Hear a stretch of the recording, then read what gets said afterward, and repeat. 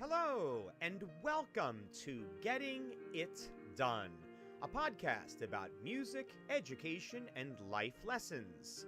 I'm your host, Tim Rausenberger. Today is Thursday, May 9th, 2019. This is episode 274, Speeches at School Concerts.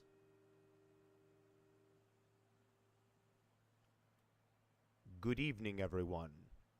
This is your captain speaking. Where have we heard that before? Oh, that's right. I've just gotten onto yet another plane where I'm hearing yet another captain who is going to let me know about the rules and regulations of being on a plane. Now, while there are federal regulations involved, and we have to say these things to the passengers and give them the information that most of which they probably already know. The reality is we have the same type of feeling at a lot of school concerts. Have you ever had that speech at the beginning of the concert that reminds you to silence your cell phones? Have you ever had that director who feels the need to speak in between every single piece of music? Have you ever had that principal, that narrator who just goes on and on and on? Let's get on with the concert. After all, what was the reason we came to the concert? Was it to listen to someone else speak the entire time? So today's episode is all about finding that balance, the fine line as to how much talking should be at the concert. Now, there's a case that could be made for no talking at all. Let the music just speak for itself. People can actually get away with that if they have some really good program notes. And it's a type of audience that may not necessarily need to have that type of interaction, where you just let the music just speak for itself completely. But more often than not, I find that if you can have some type of interaction, some type of banter with the audience, it seems to make the concert flow that much more effectively.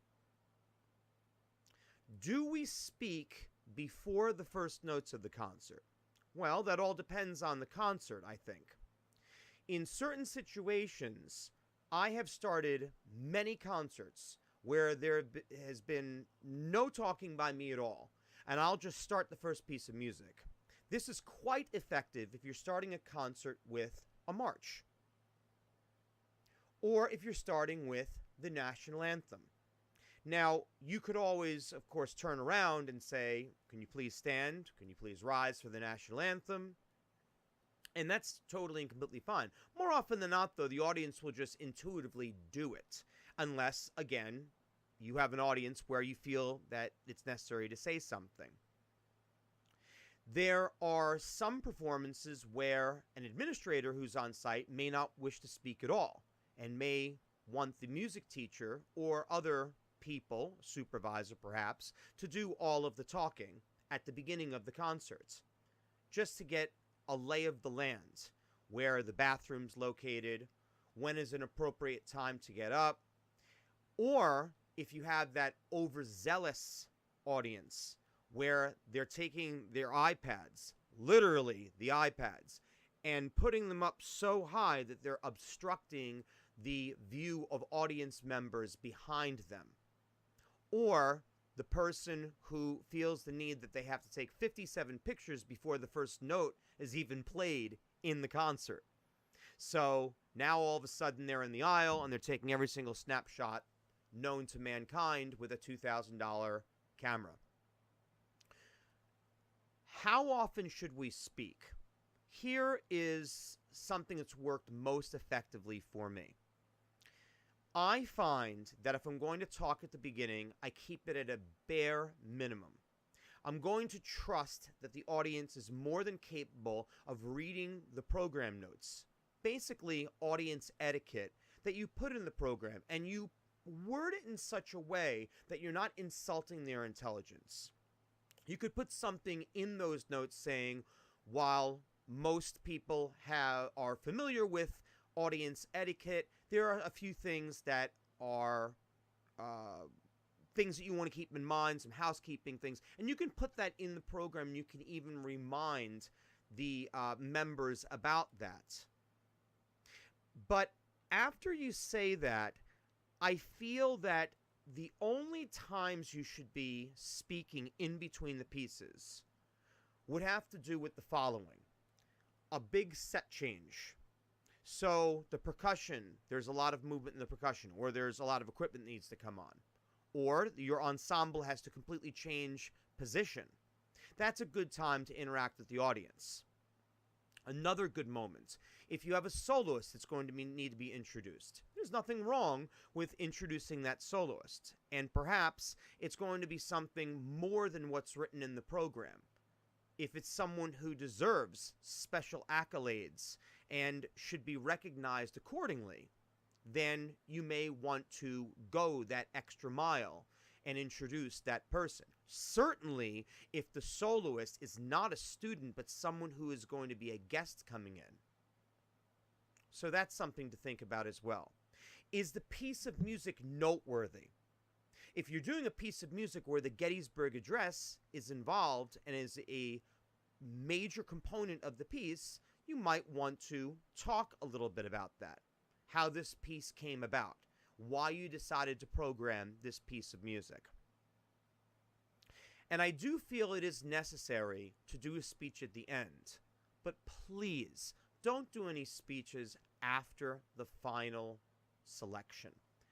I used to have some concerts where there were some people who didn't understand that concept, and I tried to drive it home for many years, but it's very anticlimactic when you decide that you're going to speak after the final note. The final note should be the last thing in the concert.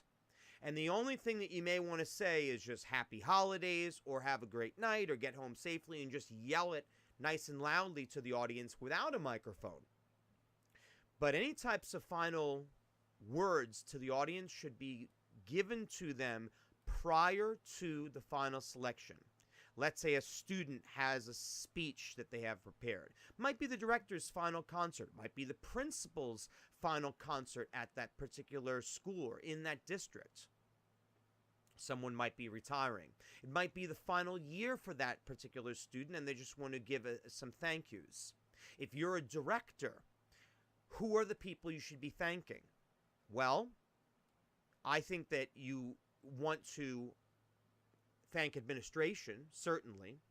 You want to thank everyone who made this concert possible, specifically those involved with the facilities, custodial staff, the people that were involved with creating the program. Even if they're in the program themselves, you may want to just quickly say it at the concert. That can go a really long way, and it will be greatly appreciated if their names are actually said, even if it's in addition to what's already in the physical concert program. That can go a very, very long way. You want to thank the audience. You want to thank them for supporting the program, for supporting the students. You want to thank the students. Turn around and applaud them for their efforts and their hard work in rehearsals. And most importantly, you want to certainly address faculty members, more specifically any music faculty. Those are really important people to thank at the concert.